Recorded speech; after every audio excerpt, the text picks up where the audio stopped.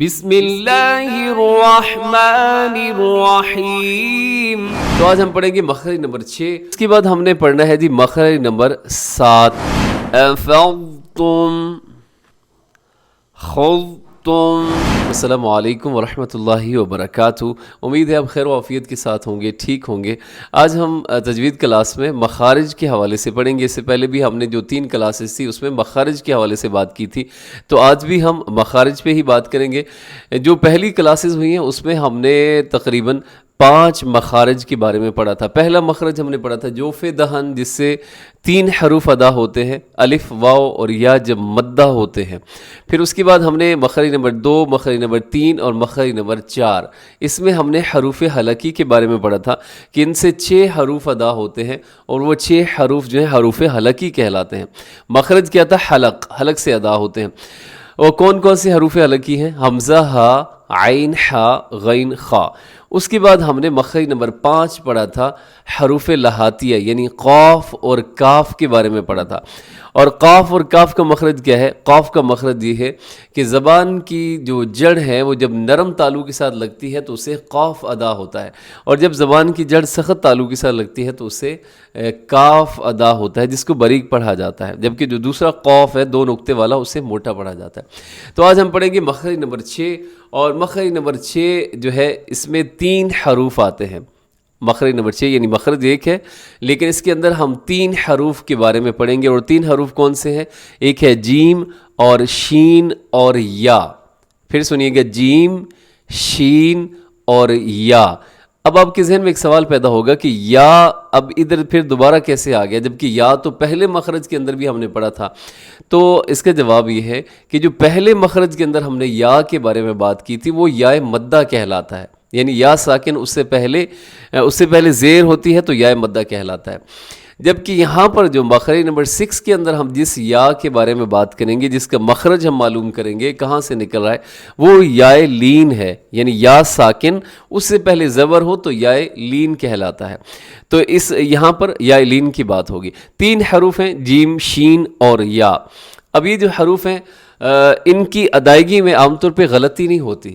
اس کی وجہ یہ ہے کہ ان حروف کے ساتھ اور کوئی ملتا جلتا اور حرف کوئی نہیں ہے، یعنی ان کے مشابہ اور کوئی حروف نہیں ہے۔ اب جیم ہے تو جیم ہم بڑی آسانی کے ساتھ ادا کر لیتے ہیں، اگر ہم نے تجوید باقاعدہ پڑھی ہو یا نہ پڑھی ہو، پھر بھی ہم جیم ٹھیک ادا کر لیتے ہیں۔ جیسے دیکھیے گا، ابھی ہم اس کا مخرج بیان کریں گے، مخرج پہلے سن لیجیے گا کہ یہ جو 3 حروف ہیں جیم، شین اور یا، اس کا مخرج سنیے گا۔ زبان کا وسط، وسط کا مطلب کیا ہوتا ہے؟ درمیان۔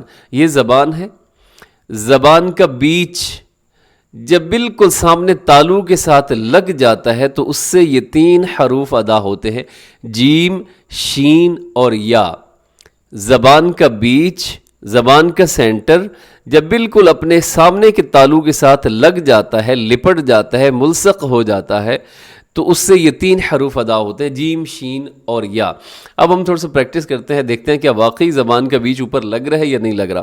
تو آپ نے میرے ساتھ ہی بولنا ہے حمزہ زبر، جیسے ہم نے پہلے بھی ایک فارمولہ بتایا تھا کہ جب آپ کسی حرف کا مخرج معلوم کرنا ہو رہا تو آپ نے کیا کرنا ہے، اس حرف کو ساکن کر کے اس سے پہلے حمزہ زبر لے کے آنی ہے۔ تو یہاں بھی ہم ایسے ہی کریں گے تو مخرج جو ہے وہ پکڑا جائے گا۔ حمزہ زبر جیم، اج۔ آپ بھی بولیے گا میرے ساتھ، حمزہ زبر جیم، اج۔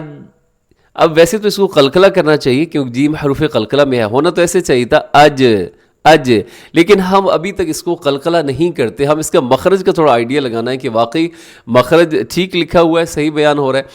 تو حمزہ زبر جیم، اج، اج۔ جب آپ اج کہیں تو اپنی زبان کو آپ دیکھیے گا کہ زبان کا بیچ واقعی آپ کے تالو کے ساتھ لگ رہا ہوگا۔ پھر بولیے گا حمزہ زبر جیم، اج، اج، اج۔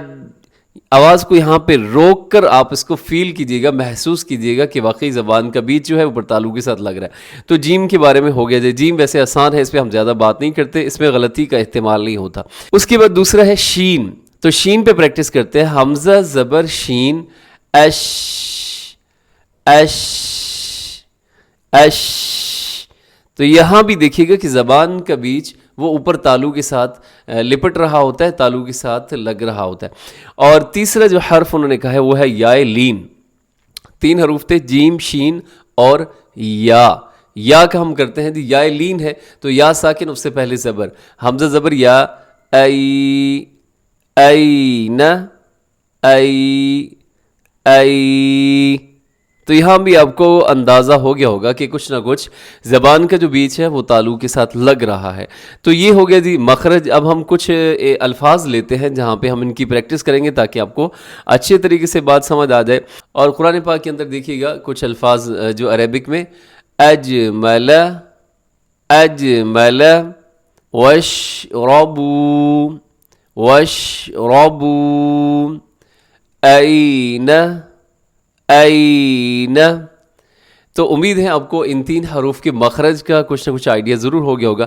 اس کے بعد ہم نے پڑھنا ہے جی مخرج نمبر 7 اور مخرج نمبر 7 جو ہے وہ ہے مشہور زمانہ حرف ہے حرف ضاد جس کے بارے میں بہت زیادہ سوالات آتے ہیں. قاری صاحب یہ بتائیے کہ ہم نے اس کو ضاد پڑھنا ہے یا اس کو ضاد پڑھنا ہے یا اس کو ضاد پڑھنا ہے, اس کی ادائیگی ہم نے کس طریقے سے کرنی ہے.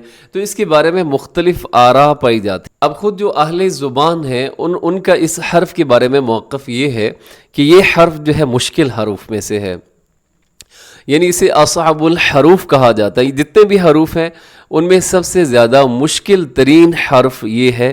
یہ خود کن کی رائے ہے؟ یہ اہل زبان کی رائے ہے. حالانکہ جو اہل زبان ہوتے ہیں ان کے لیے تو کوئی ایسا مسئلہ نہیں ہونا چاہیے, لیکن وہ خود کہہ رہے ہیں کہ یہ حرف جو ہے اس کی ادائیگی تھوڑی سی مشکل ہے. اس حرف پر بہت زیادہ جو ہے وہ کتابیں بھی لکھی گئی ہیں صرف ایک اس حرف کی ادائیگی کے بارے میں. تو جب یہ حرف ہمارے علاقوں میں آیا, ہمارے برے صغیر کے اندر خاص طور پہ جب یہ آیا تو ہم نے اس کے ساتھ تو بہت عجیب ہی سے سلوک کرنا شروع کر دیا.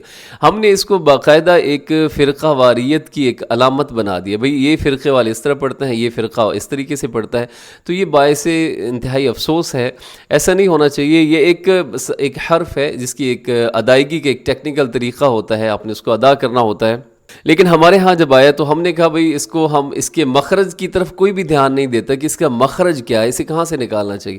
تو ہمیں جو حرف آسان لگتا ہے ہم نے اس کی طرح اس کو پڑھنا شروع کر دیا. آپ حیران ہوں گے کہ ہمارے بعض علاقوں کے اندر اس کو ڈال بھی پڑھا جاتا ہے. ڈال بعض علاقوں میں دال ہوتا ہے لیکن کچھ علاقوں میں ڈال بھی سنا گیا ہے کہ وہ اس کو اس طریقے سے پڑھ دیتے ہیں.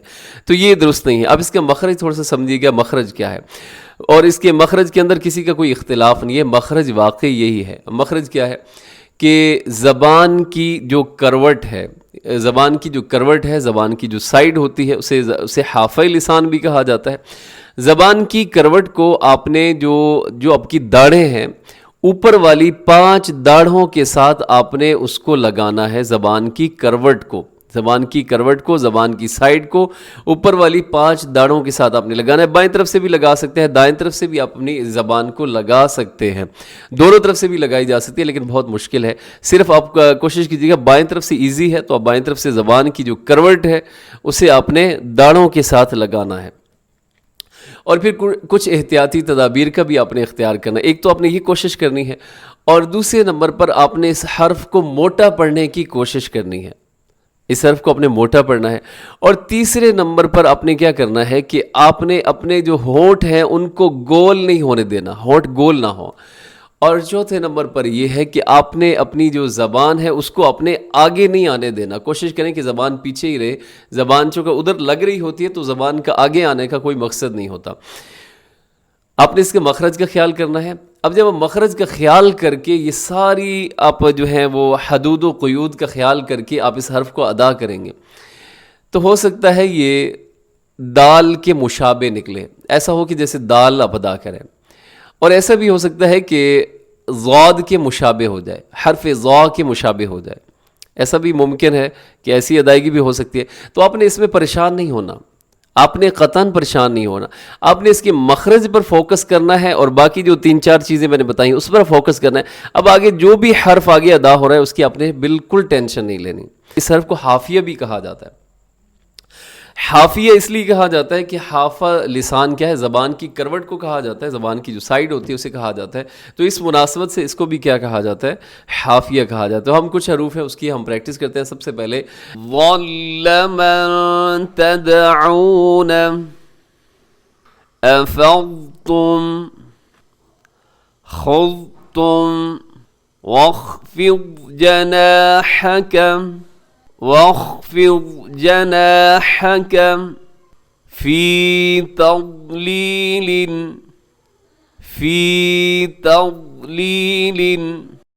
انقض يعض جی تو امید ہے آپ کو اس حرف کے بارے میں کچھ، میں یہ تو ہرگز نہیں کہتا کہ اب اس کا میں نے اختلاف ختم کر دیا، تو یہ اختلاف تو قطعاً ختم نہیں ہوگا، یہ تو چلتا رہے گا تا قیامت، اس حرف کے بارے میں یہ اختلاف تو قائم ہی رہے گا، اتنا تو مجھے اندازہ ہے۔ لیکن وہ لوگ جو بالکل نیوٹرل ہو کے اس حرف کے بارے میں پریشان رہتے ہیں، تو ان کے لیے کچھ ٹوٹے پھوٹے الفاظ میں نے کچھ بیان کر دیا ہے، امید ہے وہ انشاءاللہ العزیز مطمئن ہو جائیں گے اس حوالے سے۔ تو بہرحال اللہ کریم سے دعا ہے کہ اللہ رب العزت ہمیں قرآن پاک کی اچھے طریقے سے، بہتر انداز میں، خوبصورتی کے ساتھ تلاوت کرنے کی، پڑھنے کی توفیق عطا فرمائے۔ دعاؤں میں ضرور یاد رکھا کریں، خوش رہا کریں۔ السلام علیکم ورحمۃ اللہ وبرکاتہ۔